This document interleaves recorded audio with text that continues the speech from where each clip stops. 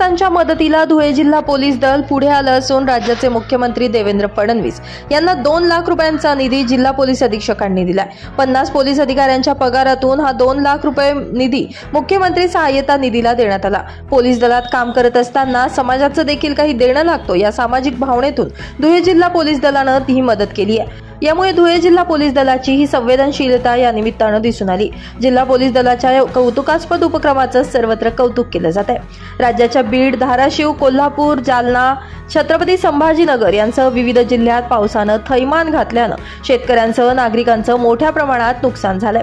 यामुळे या संकटाच्या काळात आपल्या बांधवांसोबत उभं राहावं, त्यांना धीर द्यावा या उदात्त हेतूने धुळे जिल्हा पोलीस दलाने तब्बल 50 पोलीस अधिकाऱ्यांच्या पगारातून 2 लाख रुपयांचा धनादेश मुख्यमंत्री देवेंद्र फडणवीस यांच्याकडे जिल्हा पोलीस अधीक्षकांनी सुपूर्द केला आहे।